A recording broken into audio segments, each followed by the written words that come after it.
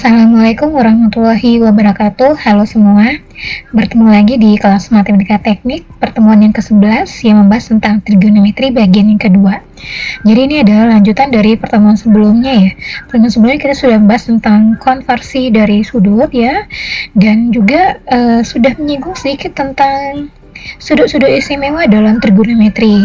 Jadi saya harap teman-teman semua sudah tahu ya atau sudah hafal nilai dari sinus, kosinus, tangen untuk sudut istimewa dalam trigonometri.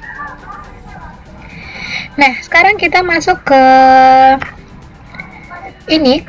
rumus sinus, kosinus, dan tangen pada segitiga. Jadi di sini jumlah ketiga sudut pada segitiga ini itu adalah 180 derajat. Nah, dalam segitiga ini ya, dalam ilmu trigonometri, kita bisa menghitung nilai sinus, kosinus, dan tangennya dengan menggunakan rumus sebagai berikut. Nah, jika sudut di sini sudut alfa ya, ini sudut gamma, ini sudut beta. Nah, jadi untuk membuat penggunaan rumusnya itu untuk sinus, kosinus, tangen itu tergantung akan sudutnya itu di mana. Nah, untuk rumus ini kita menggunakan sudut alfanya ya. Jadi sini nanti tanya sin alfanya, cos alfa, dan tangen alfa. Nah, kita mulai dari rumus untuk sin alfa. Jadi sudutnya di sini. Nah, sin alfa itu dirumuskan dengan sisi depan sudut alfa. Depan sudut alfa berarti di sini ya, dan sisinya itu adalah sisi BC atau sisi A. Sisi depan sudut alfa per sisi miring. Sisi miring di sini adalah AB atau sisi C. Nah, jadi sin alfa itu dirumuskan dengan sisi depan per sisi miring atau A per C. Nah, untuk kemudahan penghafalan, sin alfa itu disingkat dengan demi, depan per miring. Nah, jadi ingat sisi-sisi itu tergantung dari sudutnya di mana ya. Kalau misalkan ini sudut gamma ya. Kalau hitung sinnya dari sudut gamma, yang diminta sisi depan berarti kita ambilnya yang ini. Sisi miring tetap di AB. Nah, kemudian kita lihat rumus untuk cos alfa. Nah, cos alfa itu dirumuskan dengan sisi samping sudut. Nah, karena di sini adalah alfa, sisi sampingnya adalah yang ini, sisi AC atau sisi B per sisi miring C. Jadi, cos alfa sama dengan B per C, atau kalau kita singkat penghafalannya itu adalah untuk cos alfa itu adalah sami. Sin demi cos alfa adalah sami. Kemudian kita lihat tangen alfa. Tangen alfa itu dirumuskan dengan sisi depan sudut.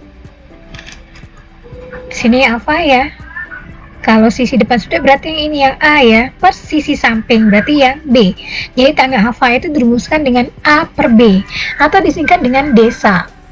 Jadi ada sin, cos, dan tangen. Nah, selain sin, cos, dan tangen, rumus trigonometri dan segitiga itu kita juga dapat menentukan nilai dari kosekan alfa. Kosekan alfa ini dirumuskan dengan sisi miring per sisi depan. Ini miring, ini alfanya ya, sudutnya ya. Ini sisi miring C per sisi depan sudut berarti A, C per A. Nah, untuk kosekan alfa ini adalah kebalikan dari sin alfa. Jadi kosekan alfa sama dengan 1 per sin alfa. Begitu juga dengan secant alfa. Secant alfa. Secant alfa ini itu dirumuskan dengan sisi miring per sisi samping sudut. Yang artinya kebalikan dari cos alfa. Jadi secant alfa itu dirumuskan dengan 1 per cos alfa. Nah, kemudian rumus untuk kotangen alfa. Kotangen alfa itu adalah sisi samping. Samping berarti yang ini ya, yang B ya. Per sisi depan berarti yang A. Nah, jadi untuk kotangen alfa ini adalah kebalikan dari rumus tangen alfa. Jadi 1 per tangen alfa. Nah, dari sini kita bisa lihat ya, kalau kosekan, sekan, dan kotangen itu adalah kebalikan dari sinus, kosinus, dan tangen. Nah, kita lihat contoh soal yang pertama. Di sini adalah segitiga ABC. ABC dengan siku-siku di C. Nah, di sini yang ditanya, pernyataan berikut ini benar, kecuali yang mana. Jadi ditanya adalah yang salahnya ya. Kita cek satu persatu. Yang A, sin alfa. Sin alfa sama dengan BC per AB. Kita ingat lagi rumus tadi, untuk sin itu adalah demi, depan per miring. Jika alfanya di sini ya, sudut alfanya di sini berarti depannya yang BC ya. Miring itu adalah AB, berarti ini benar. Kemudian sin beta. Beta ini ya, sudut beta di sini. Sin demi, depan per miring, depannya CA atau AC. Miringnya AB, berarti benar. Cos alfa. Yang C cos alfa itu adalah sami, samping per miring.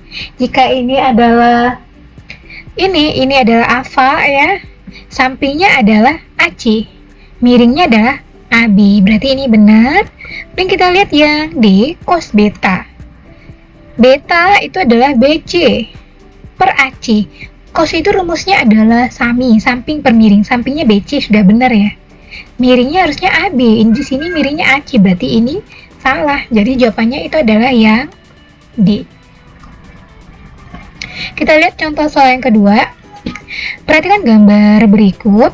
Yang ditanya adalah nilai dari cos alfa. Di sini alfanya ya. Cos alfa itu rumusnya adalah sami ya, samping per miring.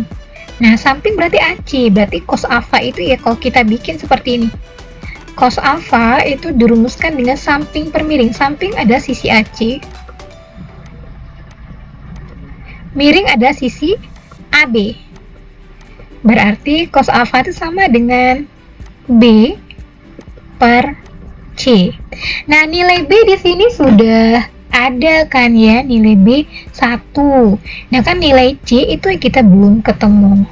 Nah, di sini untuk menentukan nilai C ya, jika sisi AC dan sisi BC sudah ada nilainya, maka untuk menentukan nilai C kita bisa menggunakan teorema Pythagoras. C ini adalah sisi miring. Nah, dalam teorema Pythagoras itu dirumuskan seperti ini. C sama dengan akar A kuadrat ditambah B kuadrat. Nah, jadi di sini A-nya itu akar 3 ya. Kemudian akar 3 dikuadratkan ditambah B-nya itu adalah 1. Jadi 3 tambah 1 4, berarti akar 4 ya. Akar 4 itu adalah 2. Jadi kita dapatkan cos alfa itu adalah B-nya 1, C-nya 2, berarti setengah. Yang benar di sini adalah yang D. Kemudian kita lihat contoh soal yang ketiga. Nah, di sini diketahui segitiga ABC siku-siku di B. Jadi kita lihat di sini ya, siku-siku kita bisa gambarkan. Ini siku-siku di B ya, jadi bisa di sini A, B, C. Jika cos A sama dengan 3/4, cos A 3/4, kita balik lagi ke rumus cos. Cos tadi rumusnya sami, samping per miring. Nah, sampingnya, jika sudutnya di sini ya, sampingnya berarti itu adalah yang mana? AB ya, samping per miring AB. Berarti ini 3 ya di sini. Miring itu adalah AC 3/4.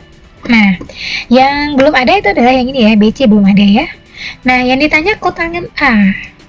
Nah, kotangen A itu rumusnya adalah jika cos A itu adalah sami ya. Sami itu artinya AB per BC, berarti kotangen A itu rumusnya gimana? Kita balik lagi ke slide yang ke ini. Nah, nih, kotangen A itu adalah kebalikan dari tangen alfa. Jadi ini kotangen itu sama dengan 1 per tangen. Tangen itu adalah desa, depan per samping. Jadi ini sama dengan 1 per depan sudutnya. Depan sudutnya ini ya. Maaf, kita lihat di sini. Nah, di sini kotangen itu adalah 1 per tangen. Nah, berarti 1 per Tangan itu rumusnya depan per samping. Nah, depannya itu ini ya, BC ya. Depannya BC, berarti ini BC per sampingnya adalah AB. Nah, jadi bisa dikatakan rumus kotangent itu adalah AB per BC. Nah, jadi di sini nilai untuk sisi AB sudah ada 3. Nah, sekarang kita harus mencari sisi BC-nya. Nah, karena sisi AB dan AC sudah ada nilainya, maka untuk mencari sisi BC kita bisa menggunakan rumus Pythagoras seperti ini. Nah, jadi sisi BC itu kita dapatkan dari akar AC kuadrat dikurang AB kuadrat. Sehingga dapatkan nilainya adalah akar 7. Jadi BC itu adalah akar 7. Nah, jadi kotangen A itu bisa dibuat dengan nilai 3/7 akar 7, seperti itu. Nah, baiklah, sampai di sini dulu materi kita tentang trigonometri. Kita akan lanjutkan pertemuan berikutnya dengan materi yang baru. Terima kasih atas perhatiannya. Wassalamualaikum warahmatullahi wabarakatuh.